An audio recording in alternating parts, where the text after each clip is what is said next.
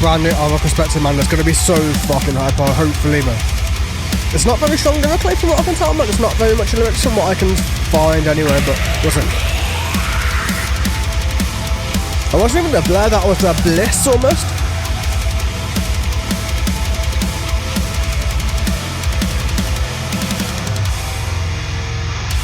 Ooh, man, that builder.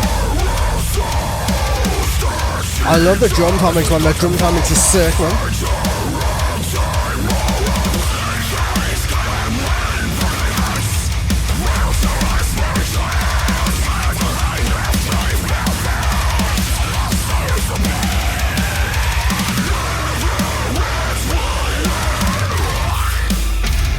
Ooh, listen to that keyboard, man.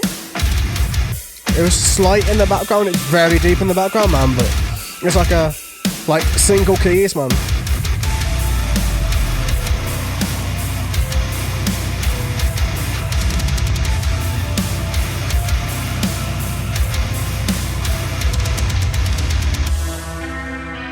Ooh, this sounds cool as shit, man. Like he's doing something different, like just experimenting by the fucking looks of it, man, so... At least from what I can tell. Oh, that's a sexy sound, man. Alright then, man, let's see where we're going. We're building something epic by the looks of it, man, so...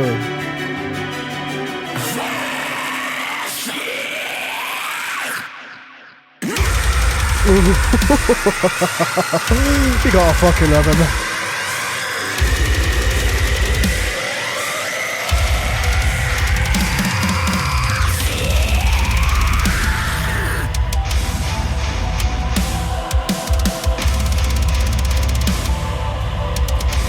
I love this one. It's like almost instrumental. It's not quite instrumental, but it's almost instrumental. So it's like you listen to it and you're hearing it, but at the same time, there isn't many lyrics, like I said. But it's not needed in the song. The song, it's got so many transitions built into it. It just works really, really well, in my opinion. Anyway, man, it's an absolutely fire song so far. Like that little breakdown bit, man, that like took me off guard a little bit. Like obviously I'm expecting breakdowns in a deathcore song, like I'm not like naive in that sense, but just the way it's being done, the way it's like changing and things are like working differently, it's interesting to me. Like I'm still messing with my setup. I moved around again, so the camera's not quite right yet, so you guys have to bear with that, like just for this one video while I get things set up for tomorrow. But still, either way, let's go for this and breakdown, man. So, Tailor of Souls, stitching dams with cotton proverbs, like it's like sticking things with cotton wool. It's like trying to like cover something up, basically, or like trying to say things with cotton wool, trying to make it easier, like trying to make it safer, trying to make it softer, like trying to stitch dams with cotton proverbs. It's like trying to like stitch a dam which trying to overflow with cotton that's only going to absorb so much before it breaks, if that makes sense. Venge your empty morals. The wicked guides cannot mend broken hearts, man. So, like, venge your empty morals. Like your morals are empty anyway. So why the fuck does it matter? Like the wicked guides cannot mend broken hearts, man. So if your heart's broken, like no amount of wickedness can mend it. No amount of anything can mend it. That's just time. Like broken heart is just time. Like I said. Like, lyrically, it's not quite as descriptive as what I would hope from an Oracle Spectre song. Like, for me, like, there's a lot of pieces missing out in between, for me.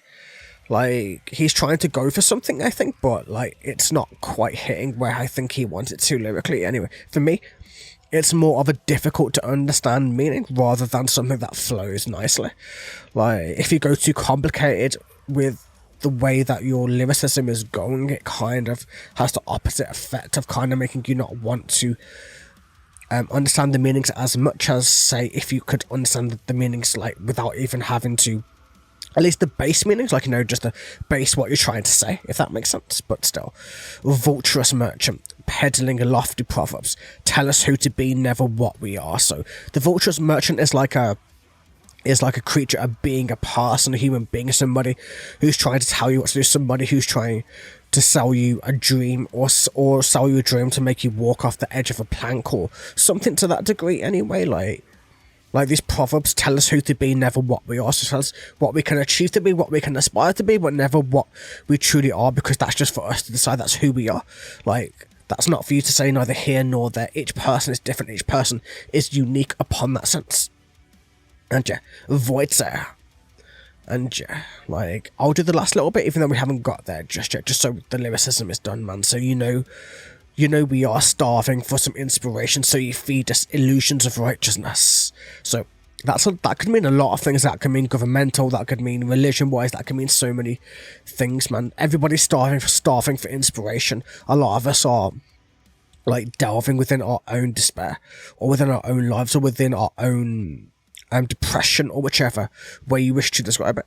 So they feed us this illusion of righteousness. Like, illusions of righteousness is like the things that governments try to do, things that say, like, we're righteous, we have the right way, we're right for this, and this, even if they're completely wrong, even if they're instigating wars for no reason, even if they're fucking up the entire population for whatever reason. Like, just because something appears to be righteous doesn't always make it so. Like, from what I've seen of the last, and what I talked to Oracle Spectre about, in terms of, like, what this is about, it's very much about relationships, very much about things breaking apart, about a guy delving into hell, about diving into hell when he doesn't need to, when he's going too far, when he's overachieving for certain things. So what I'm assuming is that illusions of righteousness is that his own specific illusion of righteousness about what he's going through, about how he sees himself so important, whereas in reality he's like a speck of dust in the wind. But yeah, VoidSayer, with your breath and tongue you swallow the stars to sate the abyss that you worship. So, like, with your breath and tongue, with your words, you swallow the entirety of the stars, you swallow the entire world to sate the abyss that you worship, the abyss, the darkness, the whatever you see as your abyss that you worship, that worshipness about your being, your stature, whichever way you wish to describe it. Like, there's so much extra meanings you could throw into it. I would prefer a few more lines to kind of, like, nail down the descriptive elements. The descriptive elements aren't quite hitting where they're meant to, I don't think. Like, I'm trying to get what I can from it. Like, as you know, I do a lot of lyricism, I do a lot of breakdowns. So for me, like, if I can't, like, make heads or tails of parts of it, that's just bad lyricism in my opinion. You could say it's just because I'm not quite understanding. That's true, but it needs to be written in a way where it's easier to understand, in my opinion anyway. But still, just a few little pieces of criticism that I am throwing in, but still, man, let's go.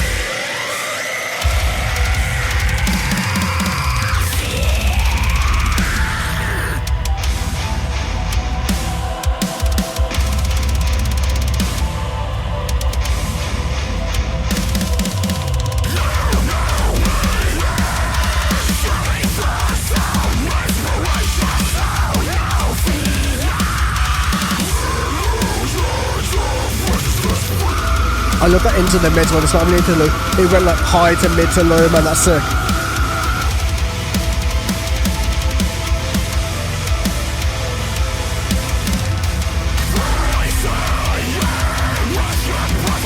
I love how Oracle Spectre has its own sound as well, like, you know it's Oracle Spectre by just the way it's mixed, if that makes sense.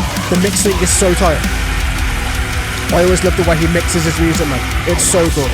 Or whoever he's producing this, but whichever way.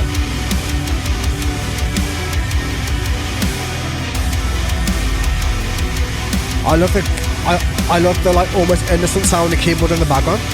It's that nice fitting feeling. It's the opposite of everything we're hearing, but it's just so interesting in the middle of a deathcore track. But still, man.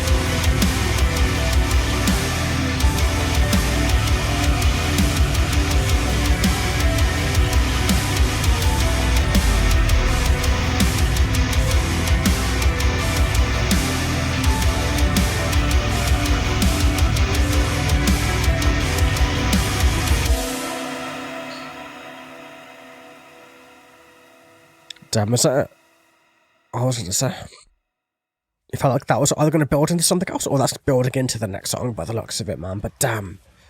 Apart from the few issues of like lyricism, the song is amazing. It's powerful. It has depth to it. It's dark. It has light parts built into it as well. It's everything you can need from a deathcore track, man. It's not like, I wouldn't say it's the best Oracle Spectre song. Honestly, Valley of the Flies is a objectively stronger song in my opinion. Like, but I'm guessing, well, this isn't going to be an album anymore, so it's going to be an EP, but still, like, this EP It's going to have ups and downs, and it's going to have a story. We're going to have to follow and flow with the story as things go on, and we're going to see where we're going. This might make sense in the whole grand scheme of everything, man. He's probably got like a story in mind that he's trying to tell, and we're going to see where that lets us flow towards, man, but still either way. Hope you guys enjoyed regardless. Have a wonderful fucking day. Thank you so much for watching. Take it easy, everybody. See you guys later.